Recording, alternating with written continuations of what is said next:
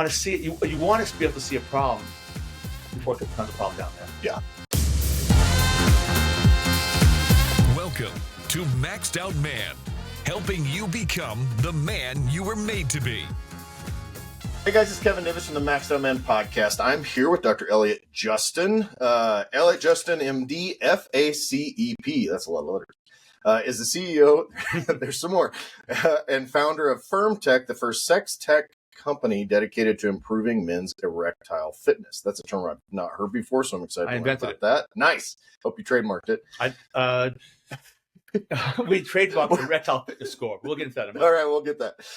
He has a background in emergency medicine and healthcare technology consulting. Dr. Justin's also a serial healthcare entrepreneur, having founded and sold Pegasus Emergency Group and Swift MD.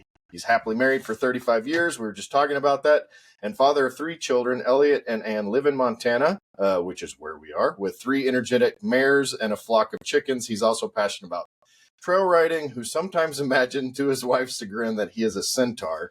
Considering we're talking about penises, I'm not sure what that plays with the horse and all that. So I don't know what that's all about. But if you're watching this on video, we are in studio. So Dr. Justin came over. We were actually starting to shoot yesterday, and you're like, "Hey, I'm in Montana, so it's super bright." So I shut these. I'm like, "Well, I'm in Montana too. Where are you at?" And as it turns out, he's 25 miles away from me.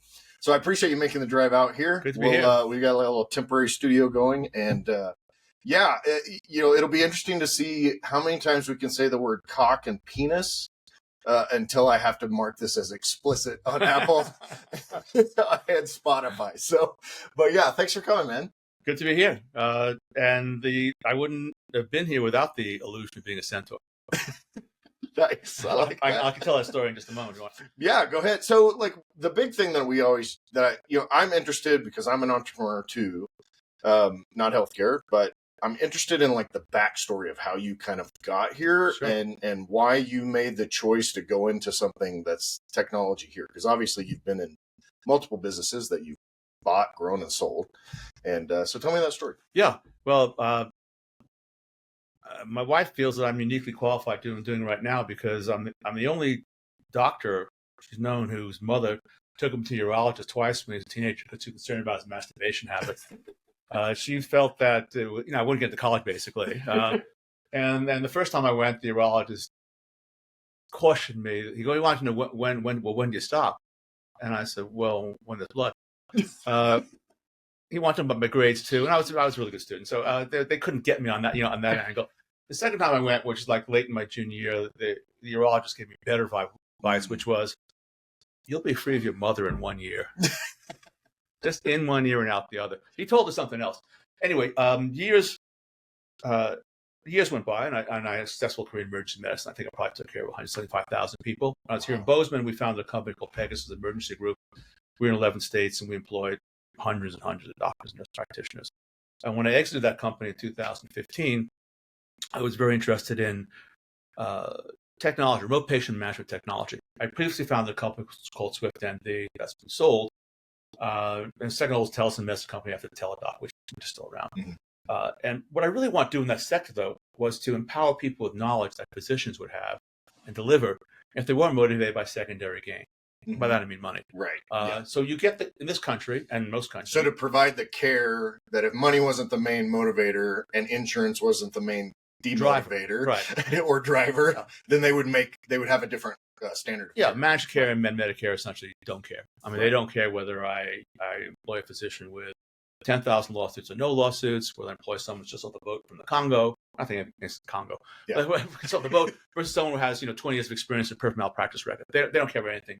They pay the same amount of money for the same unit of care, regardless of the quality of the service or regardless of the outcome. And that's really screwed up. Yeah. So in this country, as my emergency medicine career progressed, I became aware that about 85% of the problems that we saw in the emergency department are not real emergencies.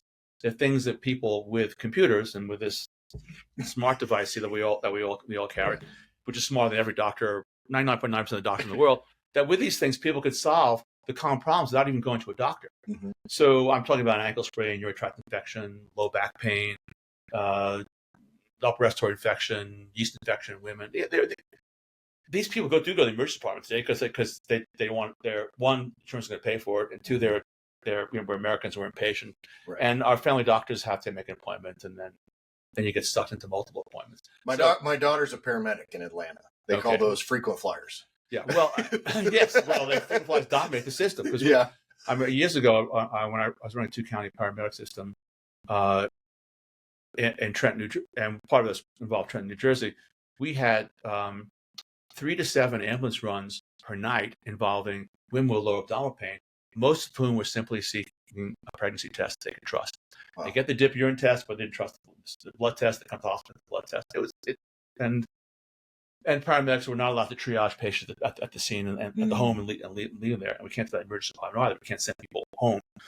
To digress for a moment. So many things start with good intentions. And when you have an alliance of good intentions and moneymakers, and then lawyers get involved, you just can't change the system at all. And that's the tragedy of the healthcare system, that we have today. So if people could take care of themselves at home for these common problems with computers, hey, I sprained my ankle. Do I need an X-ray? Low-grade temp, it's burning when I urinate, et cetera. And we allow them to get X-rays, antibiotics, blood tests for these simple problems, which there are really good algorithms, smarter than any doctors, and less expensive. Then that would totally revolutionize healthcare because it would free up doctors to take care of the really sick people. And doctors often complain that, I don't get to take care of really sick people, but they make the money on. I mean, the number one reason why orthopedic problem why people go to emergency department is ankle sprain. Really? And so, and we should be talking about sex, but I'm talking about ankle sprains. We'll talk about sex. So here's the one problem that can orthopedic injury that can affect a little bit more men, than women. Well, if you call me up on the phone and said, I think I better sprain my ankle, what should I do? What do people most want from doctors? They want advice. Mm-hmm. What do the insurance companies and the government pay for advice? Nothing. So you don't get advice. So if you told me your ankle sprained, well, now where's my incentive? Oh, and by the way, of course, I don't want to miss out a triangular fracture, but you don't have one. I know that. So in reality, I actually did this on the Today Show years ago. I mean, I was about to say, if you can do this, or if you can take 3 steps in if you're hobbling, and you're not tender over the fifth metatarsal, you don't need an X-ray. You're probably never need an X-ray, but certainly you can wait a few days, put an ice pack on, and take some ibuprofen. Yeah. It doesn't do much good either. But there's number one problem that orthopedic problem that's in the emergency department. The other number one problem is a sore throat in the emergency department. Well, when do you need an antibiotic? Well, there's a triage. There's a triad, rather. Excuse me. If you have fever, eggs in your tonsils, which someone else can see, it's hard to see with yourself, and swollen glands, you have an 85% chance of having strep throat, and therefore you should probably take an antibiotic. Mm-hmm. If you have 2 out of 3, it's like 20%. 1 out of 3, it's like down like 1%. So if we empower people with this knowledge, they wouldn't have to go to the ER. They could just, but now we're fantasizing. And access to antibiotics. Yeah, essentially right. That pharmacists could write. You and say, hey, here's mine. You just call it in. You have your algorithm. Anyway, I presented this type of program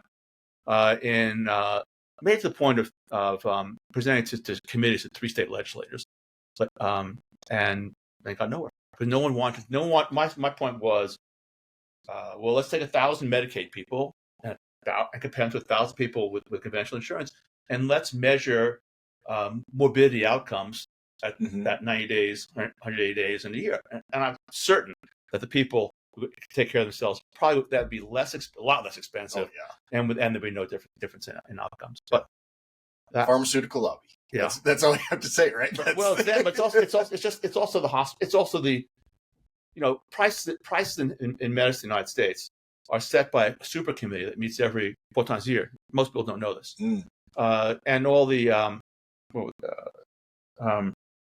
stakeholders, that's the word, are at that committee. The hospital association, the nurse association, the AMA is there. By the way, AMA doesn't represent doctors either. I haven't been one for years. And farmers there, various government agencies are there. The one group that's not there is you and me. There's no one representing the people, and we should dominate the committee. The committee should be dominated by people who, frankly, we vote for. Representatives, right? But that's we're just dreaming. And when it comes to I'll swing this back to sex because that's my area now.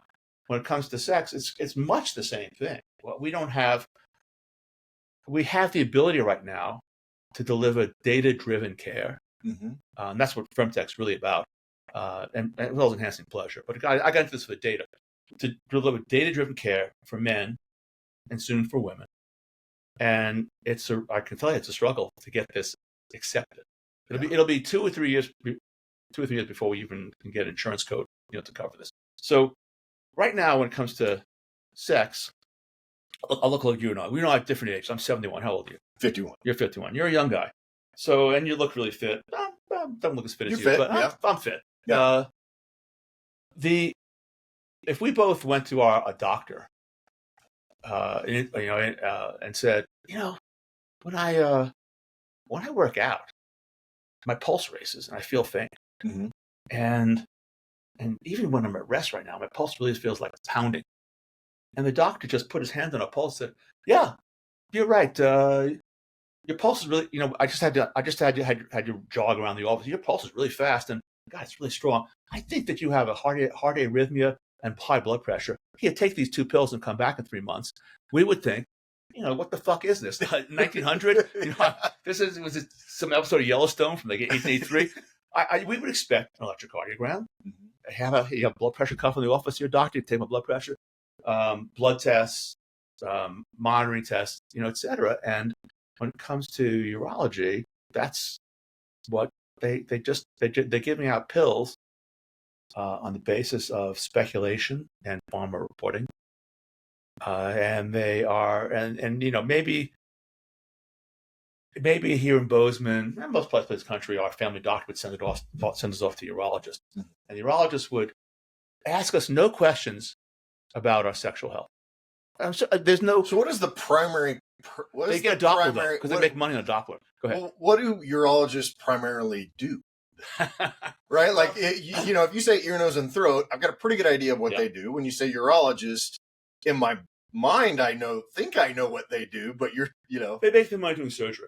Okay. So, prostate cancer is a problem, but it's a tiny problem in comparison to the number of men who have erectile dysfunction. Mm-hmm. So, again, these are guesses in my head, but I'm guessing there are probably 150 to 200,000 prostate cancer surgeries that are done every year in the United States, and then there's probably a similar number of transurethral that are done because men have benign prostatic hypertrophy. They don't have cancer, but they have an enlarged prostate. Right. That's one. BPH. Right. Or BPH. You got it right. But 50% of men over the age of 50 have ED, meaning they report four or more episodes. I forget the time frame. It's maybe last 90 days, 60 days, of erectile dysfunction. Well, it's a huge problem. Now, I'm guessing that, and I'd say I throw this out to anyone on the show here. Does your doctor ever ask you about your sexual health? Does your doctor ever ask you about your marriage or a major partnership in your life? It could be whether you're straight or gay. No. Did they ever warn you about the sexual side effects of medication? Hey, if you take this blood pressure pill, it might affect your dick. Or I'm going to treat your BPH you mentioned before, but I got this flow medicine, but it's probably going to affect your sexual performance. No, this sex, which is so important to everyone, is like the least important body part. So several things. In electronic health record, the 2 big ones being Epic and Allscripts. I would guess that 95% of the people who listen to your show, their doctor's using one of these 2 systems. There are no questions about sexual health. Mm. So if you or I went to that doctor and said, "I got chest pain," they got a whole list of questions that the computer's telling them, "Hey, moron, answer. You need to answer." But we asked like 10 out of these 15 questions, and then when you ask those questions, the computer tells you, if you assume that hey, I just want to give you a pill. No, don't be an idiot, Elliot. You can't just give a pill. You got to rule out pulmonary embolism. You got to rule out dissecting aneurysm. You have to rule out a whole bunch of problems. There's no sexual health component to electronic health record. So think about that. We have, if we know that men, probably true for women too, who have sex every day have cortisol levels that average about half the general population. Well, that's a stress hormone. That's, that should lead every doctor to say, hey, have sex every day. What else? So the big study of the United Kingdom out of Wales, United Kingdom, showing that men over the age of 70, we're controlling risk factors like diabetes, hypertension, smoking.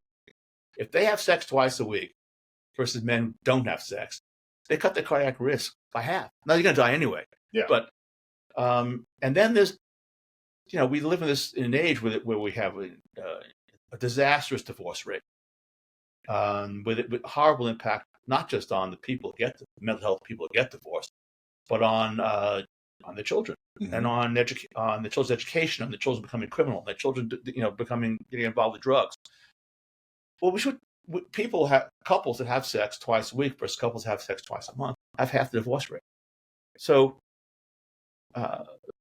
we should be right as doctors. We should be writing prescriptions. And that divorce rate, actually, it's interesting because it climbs as you get older, which means which is also related. That's right.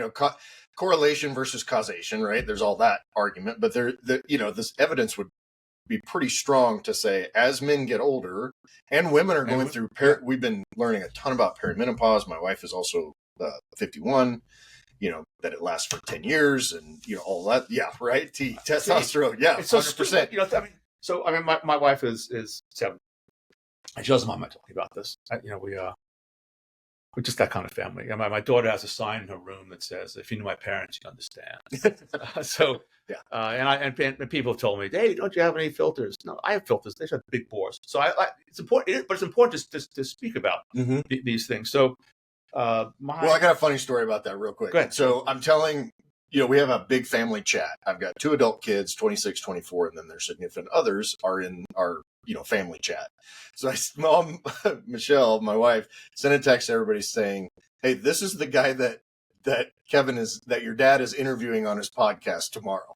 And so I get a response from the daughter-in-law that said, talking about cock rings with my in-laws was definitely not on my bingo card for this month.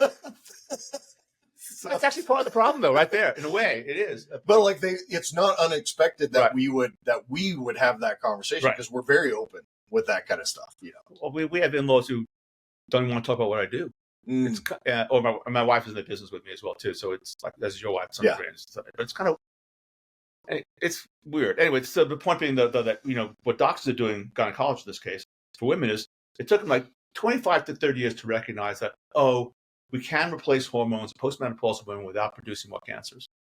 The Women's Health Initiative. I mean, know the story how that basically just destroyed women's health for the last 30 years, right? Yeah. Like I'm bringing on Michelle's doctor, who is a hormone specialist. Right. We're going to do an episode and talk all about that kind of stuff. Because if you're going to replace women with their estrogen and progesterone, what about replacing their T? Mm-hmm. And there's this whole sort of fear with men as well too. We can talk about T for men later on because I didn't know anything about it 2.5 years ago. I know a lot about it now. And I know a lot about that's objective. Yeah. Not that, hey, I took T and I feel stronger. But the women who it's concerned that if a woman takes T, she'll get a mustache. Well, just fucking get a mustache overnight. It's like you'll wake up like 8 of Hitler in the morning. If it's dose related and it's not irreversible. If a woman starts, and I don't prescribe a lot of T because it's not my area, but I do prescribe it to some women because they feel like they can't get it from there. Well, they don't want to have a conversation with it. Well, it's still off label. Michelle, actually, we're doing HRT right now. Right. And she's been having a lot of injuries. She lifts weights. We lift weights. Right. The 2 of us. We've done it for forever. She's been getting a lot more soft tissue injury, which is related to T levels in most cases, that, recovery and soft tissue and muscle and all that kind of stuff. So we're going to start on testosterone. Well, and by the way, she gets a year's worth of testosterone for $100. Where are you getting it from? It's that gel. There's a gel, but it's off label. The doctor's like, well, technically, I'm not even approved to prescribe this for women. Well, my wife's experience and the other women I prescribed to is almost all injectable because my wife has a couple other women I prescribed to. They just find the gels to yuck. They got to smear the gels in their vagina. Well, she's trying them. We'll see how it goes. I inject. But I do TRT. So yeah, because I take testosterone as well too. But so does my wife. My wife's reaction to testosterone was, why didn't I know about this 20 years ago? Because I spent the last, probably from not beyond menopausal, real postmenopausal, 50s up to age 70s. That's 15 years of her life where we make love a lot. And but it would be me initiating to, and with her, like, if I get turned on, I'll get into it kind of mindset. And again, these type of conversations that people really should have. Yeah. People don't like having these conversations. Yeah. This is real. And ask a 55 or 60, 70-year-old woman, when was the last time you were horny? Yeah. It would be like, 5 years ago, 10 years ago. And now my wife was horny. Yeah. So took a while to get the right dose. When the dose is a little bit too high, I thought it was great. But it was interfering with our driving. Thanksgiving, around Thanksgiving, we're driving down to visit friends down in Wyoming. And when was the last time we had sex while driving? I mean, it'd been a long time, and it was fun, but also dangerous. So I not recommended, but I can contest it. Right. But now my wife has desire. Now it's not like when she was 20. But it's there, and she enjoys it, and I enjoy it as well too. Awesome, a lot. Yeah. Well, I'm excited to talk more about with her doctor about perimenopause and how long it lasts and what a disservice. Michelle's been like going through all this stuff for 10 years, but HRT's the devil, right? It's going to kill you like next week. You get cancer right away, you're just going to die. You'll turn into a guy, right? Well, what is erectile fitness? Sure. Let's, obviously I know about other kinds of fitness, but this, I invented that phrase. Why? Because it occurred to me in the course of developing this business that there are certain words that we use to describe women. When you were a toddler, I'm a lot older than you. Back in the 70s or 80s, women were still being described as anorgasmic, frigid, cold. It was negative, and the feminists, largely for the best, drove that out, and also then along came vibrators, making things a lot easier for them. Hysterical was not the word that was used. And it occurred to me that all the words used to describe men, because we get dumped on, are negative. Limp dick, impotent, noodle dick, it's all, and women, so I want to talk about men's issues positively, because a lot of what we're doing, a lot of what we're doing are on the diagnostic side. They're diagnostic aids, and on the performance pleasure side, you can call them aids, but why don't we call them enhancers? Yeah. We don't call women's vibrators crutches. Hey, honey, get the crutch out tonight. It's not just unacceptable, right? To do that, and men, and culturally, we need to talk about things more positively. So before there's dysfunction, there's fitness. Mm-hmm. We are all, even people. I'm not healthy. I have no male class, and you're really healthy too. Yeah, I know you're the doctor. But we're all on the road though, mm-hmm. from fitness to dysfunction. Right. And we all, even men as fit as you, or myself for that matter, I don't technically have ED, but I really actually do, because we all develop, at some point, we develop venous leak syndrome. Mm-hmm. And I can get that in a moment. So, but on this road, we're lost. We don't know where we are. There's no dashboard. We can't look under the hood, so to speak, to see what. There's no red light down there. Right. Or yellow light saying yellow light, right? And, you look really fit out here on the outside, because one of the thankfully we don't look like Rudolph. Right. one of the things we always say in the ER is eat right, stay fit, die anyway. Yeah. So we're on this road so if we could find out where we are, we could then make a U-turn, or we could then look under the hood and try to see what's wrong with the engine, to continue the analogy. So that's what the Tech Ring by Firmtech does. We are allowing men to objectively assess their sexual health, and to assess the impact of real pandemics. I mean, you and I don't have these issues: obesity, diabetes, hypertension, metabolic disorders, atherosclerosis. We're talking about more than half the adult population mm-hmm. there, and then there are the medications that doctors often prescribe with good intentions, but that can make things worse. Antihypertensives and antidepressants being the two big cock and click killing categories. And then on the positive side, potentially positive side, you can measure the impact of things that may or may not make things better. They being I'm not talking about sexual health, supplements, shockwave therapy, P shots, plasma shots, stem cell injections, all these sort of experimental things, Botox injections, that men who were looking for a solution to their to their dysfunction, or who want to sustain their fitness. I want to, it's you can't go to the gym and get a dick that's equal to your body. Right. You can't because the sexual health. I mean, you get kicked out if you're trying to use the machines. If I tear something off, that's right. It's because it's smooth muscle function, right? And the way you exercise smooth muscles is by using it. So if you or I both decided to fast because we're really depressed about what's going on in our country right now, and we fasted for 3 weeks, then went to a steakhouse downtown and ordered a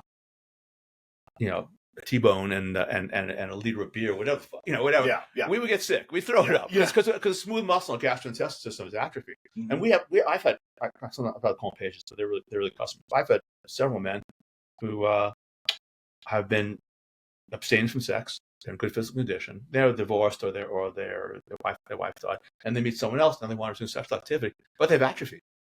So it is a use it or lose it situation, right? And if you don't have a partner, you got hands. Yeah. And there are other devices, right? And there are other devices too, right? So it is use or lose it. And so we're trying to provide men with data so they can assess these things objectively. And the great thing about our technology is we want to, because this is at home and privacy technology. This isn't go to a lab, sleep lab, go to your doctor. This isn't your doctor treating you as if you're like everyone else.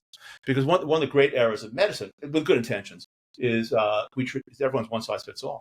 Right. So again, if you and I, we're in different ages, different conditions, help holy wife and get my wife in here too, different genders. But if we all went to a doctor and said, hey, I'm depressed, and the doctor said, put us on some crappy SSRI medication, it'd be the same fucking dose, regardless of differences in weight or age. It might be a little difference if a woman's really lightweight, but basically the same dose, or same thing with blood pressure medicine. Well, what you really want to do is follow things on a daily basis to see, for at least when you start a medication, to see what the impact is. So for myself personally, because I'm in this startup, and maybe probably because I'm a little older, back in October last year, my blood pressure started going up. So I started taking lisinopril, common starter blood pressure medication for a man my age. Well, my dick got 15% less harder. Well, why would I? So it wasn't apparent to me. Your dick goes from here to here. You don't really know. Yeah. If it's 50%, you start to get your attention. But why would I take something that's interfering with the blood flow to my penis? What other parts of my body is interfering with the blood flow too? And et cetera. So I stopped taking it. I switched to losartan, and that's it. I'm going to go back to blood pressure moment, because even though I want to talk about sex, so many men have high blood pressure, such a big problem. So I started on losartan, and then a thought occurred to me that on the sexual side with the tech ring, we now become an N of one. N in medical terms, like number of subjects, right? Because we're all different. Mm-hmm. So just the way, and I want to talk about T in just a moment, but we're not going to be an N of one. So I thought, okay, I'm an N of one. Let me start taking my blood pressure first twice a day, then once a day, then once every other day, and realize that my blood pressure is only up like 2 or 3 times a week. Yeah. And I don't really, so why would I take a pill? If I have blood pressure in the morning, why would I take a pill with my blood pressure rate normal? Yeah. And have it go lower? What does that, doesn't make, it's often a waste of money. It doesn't make any sense physiologically. Right. There's no reason to manipulate that system that is not really broken. Right. Correct. Right. And so that's, so when it comes to sex, men you can be an N of one. So for example, a lot of men taking PD5 medications with Viagra and Cialis, tadalafil, being the most common ones.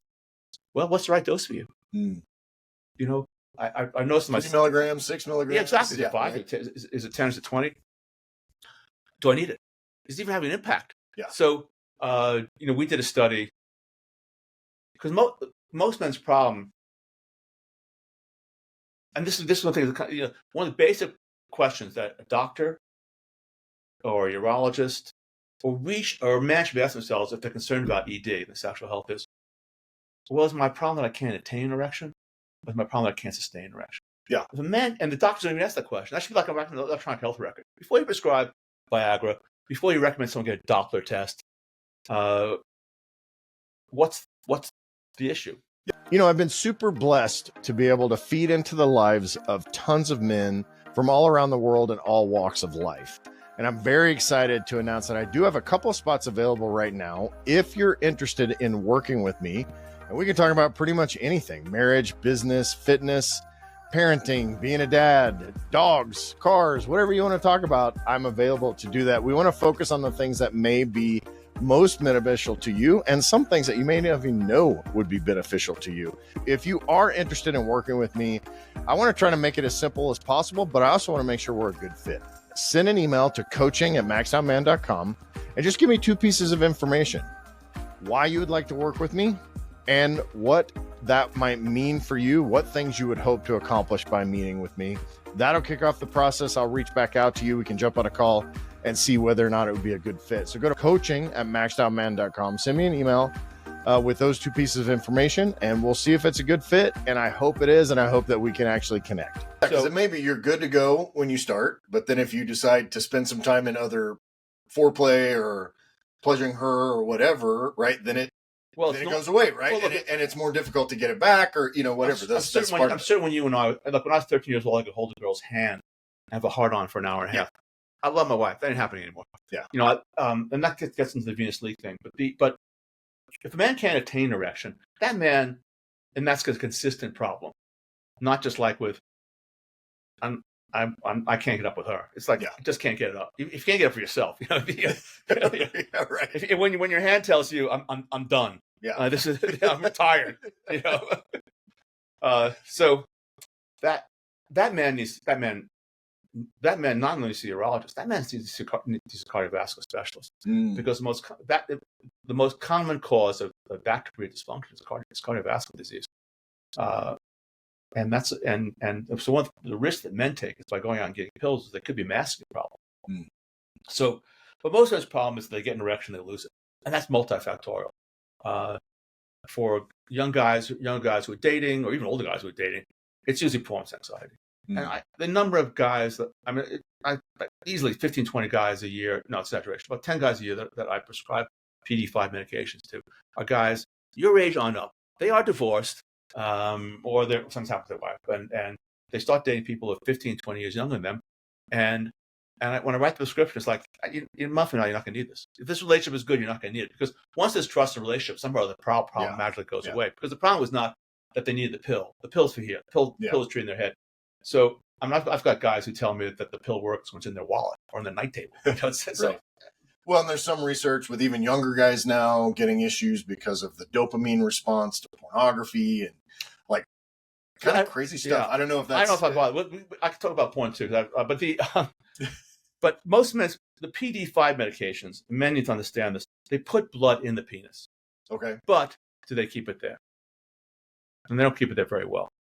So that's the problem. So if you already can get an erection and you don't have diabetes or hypertension, you get an erection, PD5 medications, they'll help a little bit. But what you really need is a mechanical solution. So I didn't understand. I got involved at first in the technology aspect of this, helping men make their sexual performance objective, and then being able to measure interventions and diseases against that. But then it occurred to me, I played around with cock rings since I was a kid, probably, early adolescent. And they never really interested me. They needed these hard silicone rings. They pinched, they're uncomfortable. But in order to count the number of nocturnal erections that men have overnight, I had to reinvent the cock ring. So cock rings, in my mind, went from being a novelty, you can get in a local sex toy store and throw out after you use it once or twice, to I had to come up with something that is going to be comfortable, that's going to be safe to wear for long periods of time, and that thinking went into the tech ring. The tech ring is made out of. I brought one here for you. It's present. But you should know your data. Your wife can help with this, by the way. It helps have an assistant. So that's the tech ring. Interesting. Well, you demonstrate. This is a sample here. I'm going to leave this with you. This is a sampler, so you have to go online to get the instructions. There's a little instruction there. There's a sensor in here. A sensor in here. You drop it. It doesn't go down the shaft. You drop the balls in, and it wraps around. Okay. So it almost clips on, right? Yeah. Right. And the idea for this, I owe to my wife. So for how it goes on, because there it is. The a scratching wise, I'd say probably. Oh God, some guy used this phrase on me today, and it always makes me laugh because it feels so political. Guy was on marketing was talking about heteronormative sex. Okay, right. Okay, as opposed to gay sex. Why do we say heteronormative? It's just it's a mouthful, Yeah. The scratch. I don't know about your wife. My wife likes to have a back scratch when a bra comes off at night, especially in the summer. Yep. Because bras are uncomfortable, Mhm. and bras have a silicone panel in the back, and silicone pinches, and we all seen women adjusting this because it's it just starts to pinch on the skin a little bit. So I was scratching her back, and I looked on the floor at her bra, and I said, "Oh, There's a hook. it's a hook. What's a cock ring? What's a bra? A bra is a ring that goes on over the head, close the hook. Why are we making cock rings out of these hard silicone rings? You got to pinch, snap around, they're uncomfortable. Got to dig Make in, sure you don't snap it it too hard. right? And as soon as you come, you want the thing off right away because it's painful. So that's the idea for that form. And then after coming up with that, my thought was, well, how can I realized that if men lose their erections as they get older, even if they're healthy, I'm certain that like I said, when you were young, I'm certain when you held a girl's hand, you get hard for a long time. I'm certain you liked the wife, but this doesn't happen anymore, right? You don't walk around with an erection downtown when you're shopping at the supermarket holding your wife's hand, right? Yeah, And why is that? Because it's multifactorial, but one of the reasons is that as we get older, the smooth muscle around our small veins and the vessel becomes stiffer and the smooth muscle gets weaker. As you comment, I'm fairly fit. I've always been lean. But if I sit on a plane for 4 or 5 hours, my socks get a little bit tight. That might even be a little mark on my socks. My rings might get a little bit tight, especially if I fall asleep and an arm is dangling. Well, that didn't happen to me when I was 25 years old. Did it happen to you when you were 25 years old? No. Because you were fit then in a way because you were smooth muscle fit, if you will. Right. Yep. So that's just part of the aging process. Now it's diabetes, hypertension, atherosclerosis, these things, obesity, these things can make it worse. So my thought was, well, it's highly likely that all men now, not just men with ED, but men without ED, all men would benefit from a mechanical solution that would address venous leak, and that's a cock ring. So 2 points I want to make. One, the medical community calls cock rings constriction rings. What the fuck? That's like a Nazi term. A constriction ring. That does sound like a torture device. Right. Imagine if you have ED. It's like, constriction ring. I don't know. So I call them erection rings, or cock ring. Women. One of the issues, women have even more difficulty, if you will, holding blood in the clitoris as they get older. And there are hormonal issues, there are medical issues, etc. But one of the issues is mechanical form. Men, blood goes into our dicks, and our penis is surrounded by epidermis. Blood can't go anywhere. Right. Women, premenopausal women, put as much blood into their clitoris when they're having sex as men put into their penis. Where's it going? Now, I didn't know this until I think about this. I'm a doctor, and I've only met one doctor who knew this, and she's obsessed with sex. But most of vaginal secretions are a transudate from the clitoris. Now, I've always assumed that there are mucus-producing glands. Now, there are mucus-producing glands on the outside of the vagina, and there are some along the urethra, the G-spots, etc. But that mucus mixes with a transudate, which is serum, blood serum from the clitoris. It's kind of mind blowing because the clitoris is not surrounded by epidermis. Oh, like interesting. Penis. Yeah, isn't that interesting? Yeah.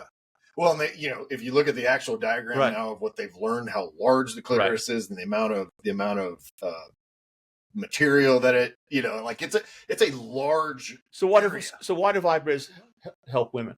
So obviously there's neurological stimulation. And that's a big part of it. But vibrations also increase blood flow, sustain blood flow. Yeah. So vibrators are great for, frankly, all women, but especially for postmenopausal women, because they're stimulating, increased blood flow. Yeah. And I will say, I like to make the point that it is not a replacement for, like, if you're a dude and you have some sort of anxiety or whatever about this, right? It's not a replacement for you. It's a tool to assist in bettering your sexual relationship. Yeah, right? well, Like that's what it's for.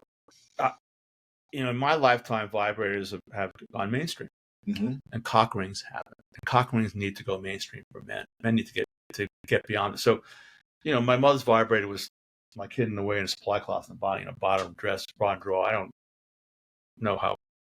God knows about my parents' sex life.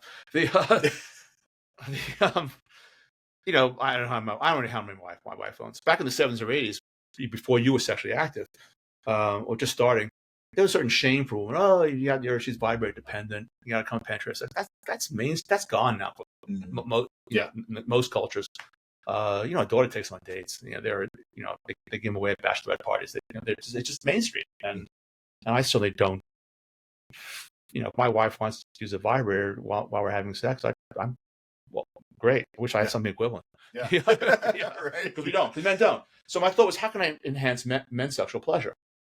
And 90% of gay men use cock rings regularly. 10% of straight guys do.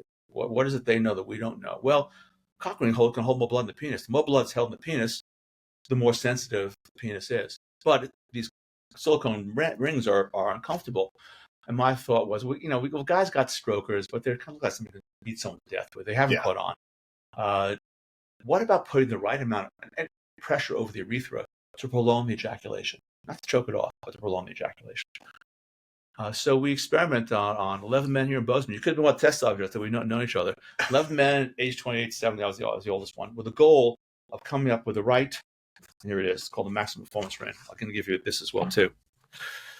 So this is a little bit tighter than this, less stretch in this ring. So this is the data gathering. That's it. It's a good cock ring because you can put it on, you can tighten it up around the shaft, and then once you're dead, you loosen it up overnight, so it's more comfortable. This was designed to increase the ejaculatory phase by 50%. Okay. So my ejaculatory phase with this goes from 4 seconds to 7 seconds, and we had one of the youngest guy in the group went to about 10 seconds from about 4.5 seconds. So that's like from the point of no return to you're done. You're done. Right. Exactly. Okay. Yeah. Okay. And but I want beyond when you're done. I'll get that in a second. Okay. So, I never use cock rings regularly, and I don't have sex without a cock ring. Specifically this one, not the one I'm giving you, but the same model. Yeah. Let's write that down. But and my wife's idea of foreplay because guys are easiest.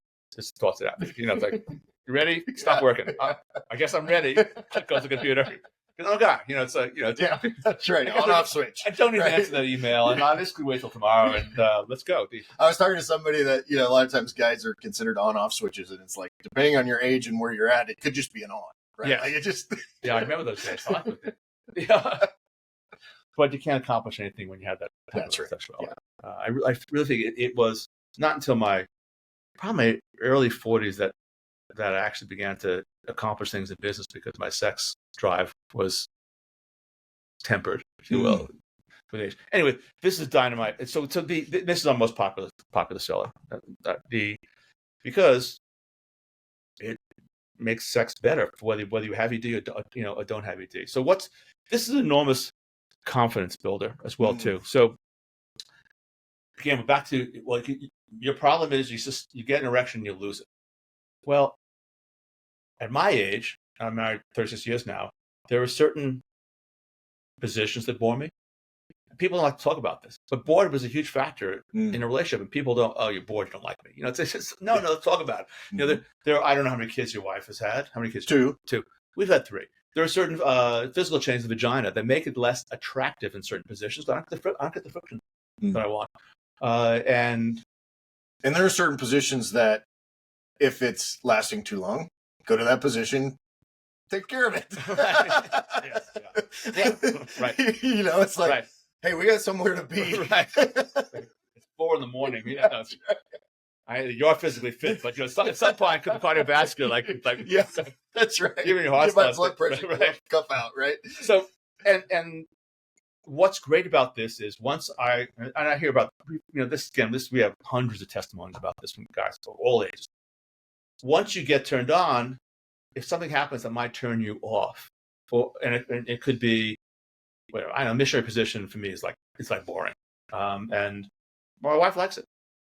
Well, if I have the ring on, hey, and I have a heart on, A guy with a hard on thinks very different than a guy who's worried about losing his hard on. That's right. But, Yeah. Yeah. I mean, the first time you'll relate to this, going to hear them both. When I came up with the prototype, which was the year ago, February, my wife, in the middle of sex, and I don't know about your wife, but a lot of guys have this complaint. I have this complaint. My wife acknowledged it, which is somehow in the middle of really passionate sex, you start talking about something else, like something happened with your mother, or something happened with one of the kids, or something else. And look, I'm a guy and I have a temper. My reaction after many years of marriage would be, "What the fuck?" You can't hold on to that thought for like 30 seconds or how about 5 minutes, because Right. it would have been good for both of us. But now I'm angry, irritated. So my wife says to me, February, "Oh, I think I left the garage door open and the door of the house. It's snowing." I said, "No, I know your marriage, but I assume your marriage, like most marriages, it's not my wife who's going to jump out of bed, close the garage door, close the house door, and come up with a hey, let me blow you makeup look on her face." I don't know. It's maybe you have the kind of marriage. If you have the kind of marriage, I'm jealous. Okay, but I doubt it. Yeah. 29 years for us. So. Yeah. So it's so I get out of bed and I'm irritated because it would have been I would have been in a better mood about it 10 minutes later. No, I thought the rear door of her car is open because she'd been taking stuff out of the car. I close all the doors. But by now I'm realizing that even though I'm irritated, I haven't lost my erection. Because I have the prototype of this ring on. No, I'm not fully hard. But I'm like that hard. I'm coming up the house and she says, "Hey, Elliot, you know that añejo, the tequila I like? He put some on ice for me." Now, ordinarily, that would have been another WTF explosive moment. Like, get your own effing, when I make love, I'm angry. Sleep on your side of the bed.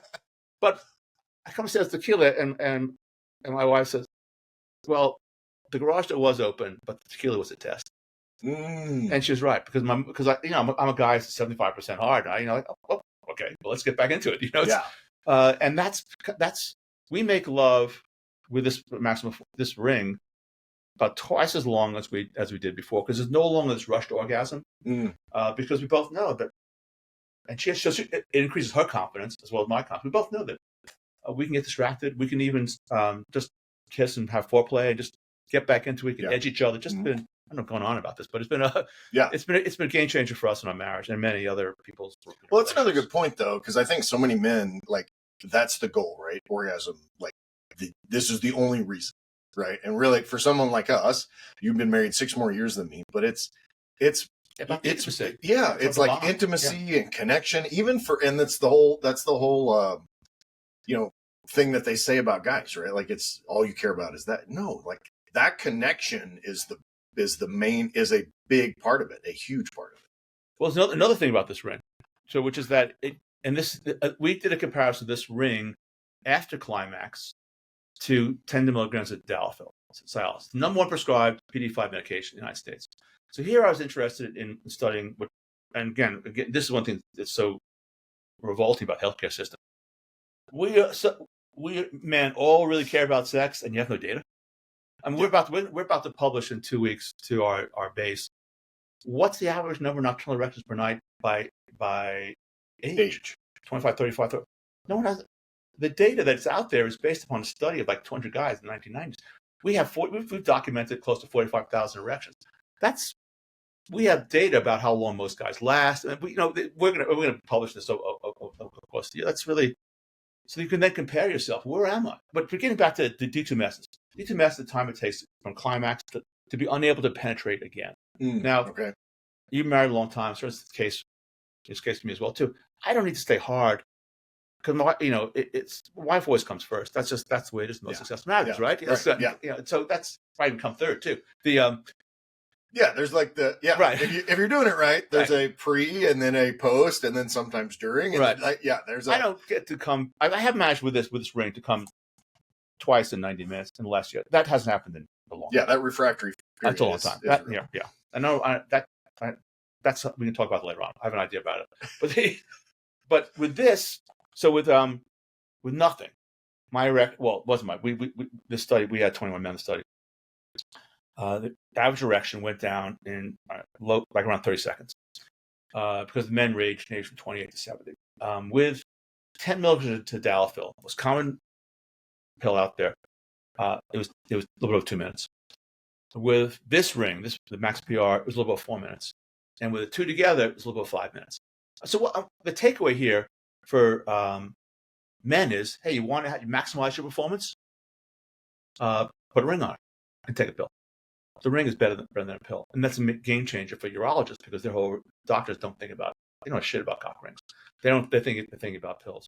Because the idea would be the point of no return, orgasm, and then there's a hypersensitivity, but then not long after that, you're still hard. You're okay, but think about and you can continue, right? Because during that hypersensitivity phase, you're like, all right, that's right. But that's not. It doesn't last as long. But a few seconds. Right? But if it's still hard, I mean, sometimes my wife uses it to come again. But it's more of an you touch on something that's really important to talk about because younger guys, they're growing up in a transactional world. They're not thinking about romance. My generation talked about making love. Mm-hmm. Your generation too. Yeah. Now they're talking about having sex. Hooking up. Yeah. Hooking up or having sex. You have sex? My daughter, I'm just got engaged. Like, I asked her, what do your friends talk about? Do you ever use the phrase making love? And I guess there's a blank look in her face. Like that's just not how they think about it. But a guy with a hard on thinks differently. So I'm still hard after I come, comfortably hard, not with some uncomfortable cock ring, pinching me. We're now talking. It's more romantic, more intimate, more bonding, and more. And it's valuable for this oxytocin and like all of those are kind of because you're not trying to pull the thing off and you got it all of that kind of stuff. So it allows you to stay in that moment. Exactly. Okay. And it's hard to quantify that, but that's been really quantify in terms of the amount of time. That's objective. That we know. So and that's I think that most men who have anxiety or worried about their performance, the first thing they should do is get a ring. There are no side effects of the ring. Yeah. There are no contraindications to take to a ring. But that's there. It's gonna. That's pharma. If you go back to the original Viagra papers, placebo was 40% as effective as Viagra. Viagra was like marginally more effective than nothing. But they threw a lot of money behind it. Yeah. Yeah, because and if they could come up with one for women, they would make a ton of money too. Yeah. Because there's not that equivalent, right? I do want to talk about testosterone. Sure. You put, I'm on TRT. I had actually a motorcycle accident. Me too. Go ahead. I had a motorcycle accident in the late 90s and actually I've told this story before. I don't know if I've told it on the podcast, but I left a dent in my gas tank with my left testicle. So literally just fractured it. Right. Yeah. So, this was pre-kids, so I'm fine there. But my assumption, so when I got my T tested, I was probably 46, 47, maybe 40. It was like 240. It was, low. And I felt like crap and gained, I work out and I'm still gaining body fat and all this stuff. So you had testosterone with a 7-year-old man. Yeah. Yeah. So, and of course you look at the data, it's like, well, 300 is the normal, right? That we get. I've talked about that on the podcast, how that whole, what the fuck is normal? Go ahead. Yeah. What's normal, what's not normal. But so I have a mechanical reason, I believe, for low testosterone, right? And so I've been on testosterone for a while. My normal, I feel good. It's about 1,000, my free testosterone. And so I'm curious, how all that plays in and how you're, going through it. And I also want to ask you, along those lines is if you've got someone that's 300 pounds, eats like crap, smokes, what do you do? Obviously all these things also need to be fixed, right? First of all, if you can't see your penis, it's time to stop eating. Well, it's easy to put this one on because it closed with a hook. So if you look down, if you have to lift anything up in order to see your penis, there's probably a problem. And so, and everybody's got their own journey, right? I say that on here, because there's a health, you take someone, if I come in and talk to you about this, right, you're going to be like, well, I don't smoke, I don't drink, I don't do drugs, I'm fit, all these things. So then that allows you to isolate this thing, take care right? It's easier versus all right, this guy has this laundry list of health problems. What do you do as a physician and as a, with this technology? Like, what's your approach? And then, talk about that and tea at the same time. Well, when it comes to obesity, smoking, excessive alcohol, drug use, that's it's using an old-fashioned word. These are vices, and it requires significant self-control for a person to get a handle on them if they're susceptible or they develop really bad habits, vices. And so when it comes to things like blood pressure, though, or picking the right medicine or picking the right antidepressant or figuring out whether tea works for you, then this device is really valuable. So, this device is not going to tell me anything. That I can't. Someone's not use a tech ring, and we have people who we do know with one very small study that actually people who eat high glycemic meals have less nocturnal blood flow at night. Interesting. And that's interesting. So it'd be interesting to study processed foods and versus whole foods and all that. But I wish if someone would good luck getting the grants on someone that. Someone give me a couple $100 million. I'm happy to set up a nonprofit. I don't get any money from this, but because there's so many things because we now have a way of making it objective. Because we need to be open-minded. It could be that eating Twinkies maybe is good for your dick. I don't know, but maybe a Twinkie a day is what but I doubt it. But but these things. But I'm joking. These things could actually be studied. You could actually, and I don't. Hey, maybe you stop smoking cigars to get more nocturnal erections. I don't know. I'd hope so. I would imagine that probably would be the case. When it comes to certain specific things, you get with tea being one of them, high blood pressure pills, SSRI antidepressants, or tea, you actually can see whether you can start to look at an end organ and see what the impact is. So when it comes to high blood pressure, which we've talked about before, I'm really concerned about what's going on with the brain, the heart, kidneys. So we know that people consistently run systolic over 180 or diastolic over 120. These people are really, really in trouble. Yeah. Most people fall into the gray zone, like I did. Like, hey, your blood pressure like 135 over 88. Maybe you should take some. Probably should take some. Yeah. Maybe I should. Maybe I shouldn't. I don't know. But I would really like to know what's is it having any impact on my heart, my brain, my kidneys? And we don't know that because it's just association. So now we're back with the penis. So the men utilizing this can get a baseline. I mean, before I go out and spend $1,000 a year, you're getting testosterone expensive. Before I go out and spend a lot of money and get what's my baseline? Because if and then we're all an N of one, so we have a lot of guys who men I speak to tend to be.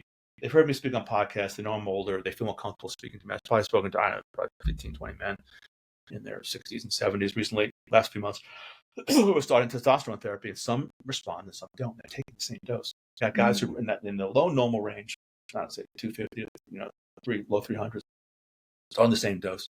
Well, they end up at different places. They end up at 600, 800, 1200. And then what's really the free testosterone? And then what's the impact, end organ impact? Great. So I'm not going to talk about myself to make it subjective. And I will say that some of the men who are using this technology can see, hey, I'm at 1200. My doctor feels it's too high. I should be 800.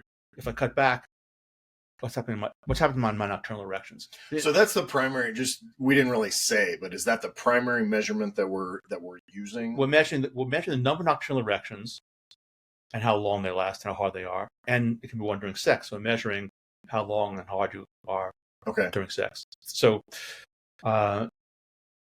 so with utilizing this, the guy can say, and again, we talk about morning wood, but one erection in the morning is not enough.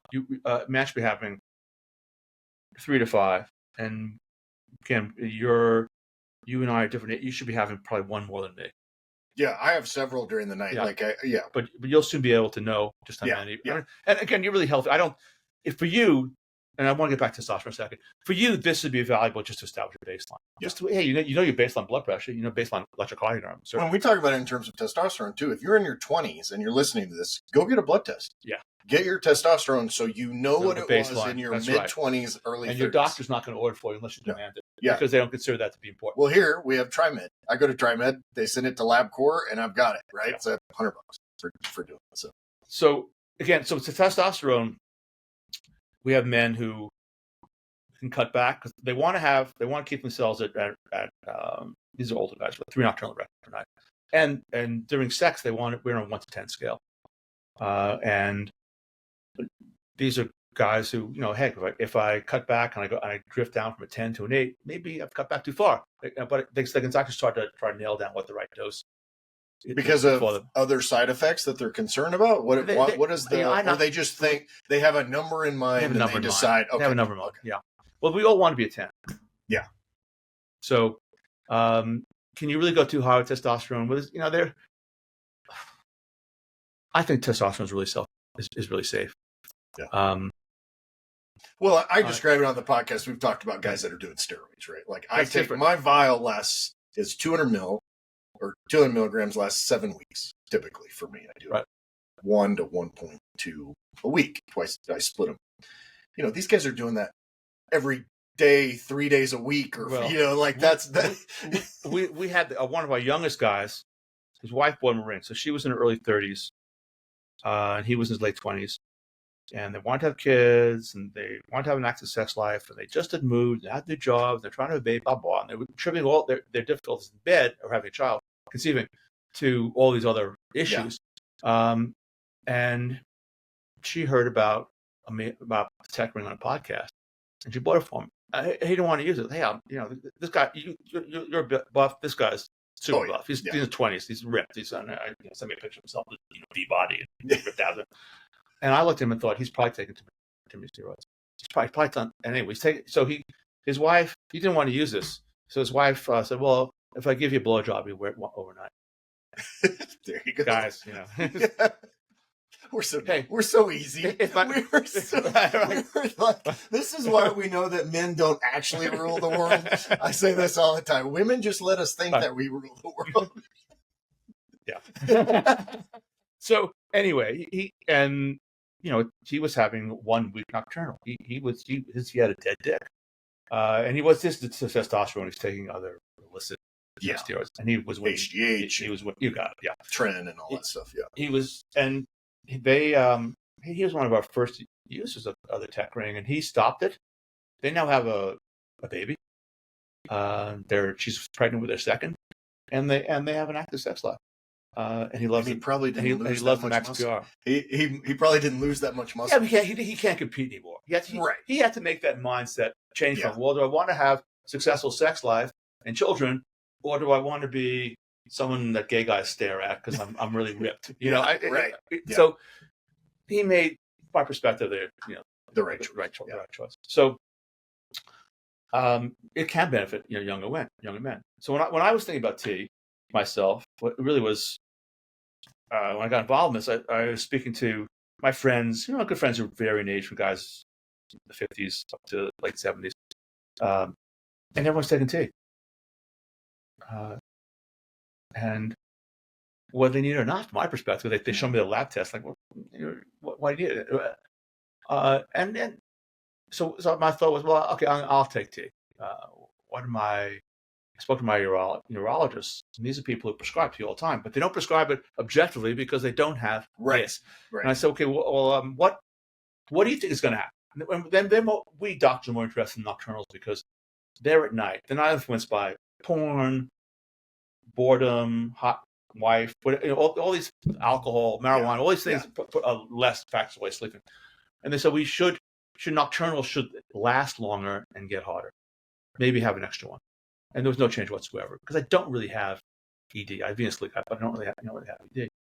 But I was stronger, and that was objective. I went, I have a routine that I do 3 times a week for 50 minutes, and most of it's kind of CrossFit kind of stuff. But there is, like, because I'm a guy, I have to do some bench press, I do some curls, and I went from my last set of curls being 45, and last set of curls being 55. Mm-hmm. Well, that was surprising to me because I wasn't pushing it. Yeah, I hadn't set a goal doing this, and I went from these are small numbers next to you, but I went from bench pressing around 170, bench pressing plus 200, 200 is great because Yeah, you probably only weigh 156 pounds. Yeah. Right. Yeah, So, I'm 200 pounds. So. but it was it took me aback actually. Yeah. Because I work out. I don't work out to get my heart rate up. Yeah, but you have some musculature, like you can see. You've got veins, and I can tell that you actually do lift, right?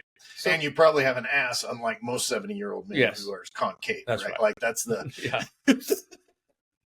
and that's a real problem for at least other health issues, because they lose their PCG muscle tone as well too. But anyway, that's why I still take tea. And subjectively, you probably feel this too. I feel I recover from injury faster. It absolutely recovery, soreness, all those. I ride horses aggressively. I live here in Montana. Came back to Centaur, and I just that requires inner and outer thigh strength. Your quads. You're like, that's also, at my age, there's a lot of stiff. I get stiff more easily, and I don't have.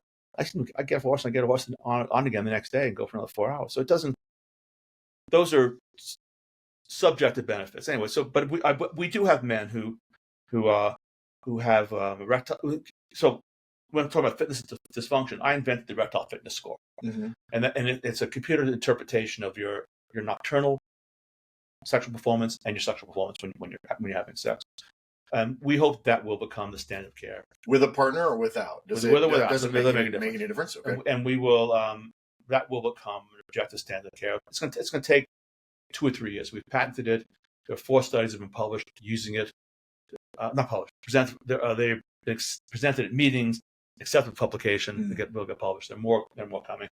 And that, just the way if you're over the age of 40, 45, and you go for a physical, you get your blood pressure. You know your numbers.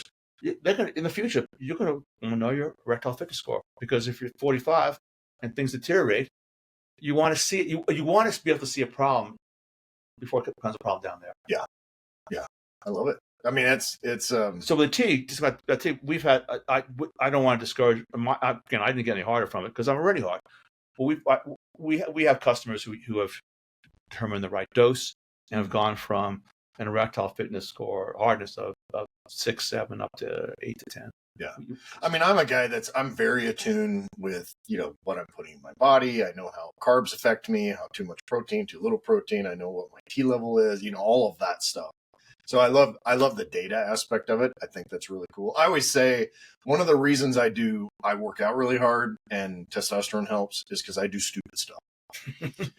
I make bad decisions. So great. I love the story. So we built it. My wife and I built that shop. There's a 3,400 square foot shop out here that she and I have built every bit of it. So I'm up on a ladder. It's precarious. I should have never put the ladder where it was. And I fell. My leg got caught in the aluminum ladder. And, I was fine. I did not get hurt. I fell like 6 feet. And then I get up and look at the step of the ladder. My quad and my femur bent the ladder. Well, I guess you're a really strong guy. My bone strength is great because I lift weights but my and I make bad decisions like that. That's how I'll be a fit 100-year-old. It must have hurt though, right? It didn't hurt that badly. That's the thing. And so that injury whereas somebody else, you take a misstep going up the stairs and now you've just shattered your hip, like the top of your femur just snapped. Right. And which is what happens, right? You don't fall and break a hip, you break a hip and fall typically. But yeah, the technology is awesome. I don't know. Did you want to talk about anything else in particular? I think you covered it. How do people learn more about it? Where do they find it? How do they learn more about it? And we may have to do some studies here and then have you back to talk about it. Maybe we could gamify this. You can get people in mind. And who's the firmest guy in Bozeman? Right now, there are only 3 of us. We can compete with you. There you go. We'll set up a dating room. You can give yourself like a fake name, pseudonym. There you go. I like that. You can learn about us at myfirmtech, myfirmtch.com. You can contact me personally at Elliot, ELLIOT, at myfirmtech.com. I usually respond to personal things in the next 2 or 3 days, but I'm interested in helping men. And it's and the companies. We sold 13,000 devices, so we're not so big that I can't talk to people. Right. And I'm interested in the diversity of people's experiences and needs. It's been really actually speaking to my customers. taught me a lot about what people are actually doing and what Yeah. and the failures of the medical profession to address their problems. And if I had to take parting message, it would be, put a ring on it. Mm. Put a ring on it so you get data that's vital for your health. These are the vital signs of your sexual health. And what do men care more about? I mean, this age of wearables, what do men care more about? How many steps I took yesterday, or your dick? I mean, I'm talking to myself and you. I mean, I've got a ring on Aura, right? But this isn't doing anything. That's not anything. It tells me everything about sleep except for one thing, right? Okay, well, let's talk about sleep for a moment. So every episode of REM sleep is accompanied by an erection. Interesting. So my numbers, so this would tell me if my REM are low, if my REM scores low for a given night, that means that they're not nocturnal. Well, Again, I had to order a ring, but I gave it to my daughter. But my correlation. I put more. I'm just one person. My engineers, we have 4 guys who have a variety of Aura, Whoop, Fitbit. They were getting about 10% more REM sleep by monitoring their erections than they're getting on a peripheral. What is this really telling you about? Yeah, to really measure REM sleep, you have to have an electroencephalogram. Right. So this is just an estimation, and my engineers, who are really smart guys, so myself, my lead engineer here in Bozeman, he laughs about the misinformation that he gets off his Aura, and his Whoop. I mean, it's just a guideline for me. It's a guideline. Yeah, I don't want. Yeah. I think they have their but they're not telling you about an organ, an end organ. Yeah. Because that would require actually having electrodes up here. Yeah. So put a ring on to get vital data for your health. Put a ring on to perform better. Yeah. And to make your partner happier. Yeah. And talk about it. Yeah. Right. Like that's the big thing. Like for me, I love you coming on and I love this topic because, we do courses and coaching and all that. And like when I have an intimacy course and talk about sex, like I have to start with a diagram, right? Because like, I don't think a lot of men even know what everything does. I've had conversations with, women. They're like, my husband doesn't like, he literally has no idea what he's doing. He's in his 30s, right? Or 40s or whatever. And it's like, we don't kind of talk about it. It's also something that becomes a woman's fault. Hey, speak up. Yeah, it's both. It's both, right? Like you have to be able to communicate and you have to be able to have these conversations and have knowledge to know where the clitoris is, what a G-spot is, that substantial women don't even orgasm during intercourse, right? Like majority don't. Yeah, majority don't. So you have to use, what can we do to... With a vibrator, they do. Yeah, what we can do is we can work around that and we can, work with it and all that stuff. So I think and also just things change with age. People just need to, people, there's no way I'm going to go home and have HBA or Game of Thrones sex with my wife. Like, if I picked up my wife and threw her against the wall and banged her for 3 minutes, do you think, I had a fucking mind? Or nor am I going to go home today and my wife's going to tear off my clothes, climb on top of me, and rape me, and we're both going to come in a few minutes. That's just not the real world. And you aren't able to have penetrative sex in 15 seconds, right? Like unless you're in 20 years old. Yeah, unless you're 20 years old or have a thing full of lube in your pocket, I guess that you're using all the time. But yeah, I think it's great to talk about, and I appreciate you coming. Thank you. It's a pleasure. Man. All right. Good, man. Very good. Thank you. If you're looking to really maximize your life and become the man you were made to be, head over to maxedoutman.com and get your journey started today.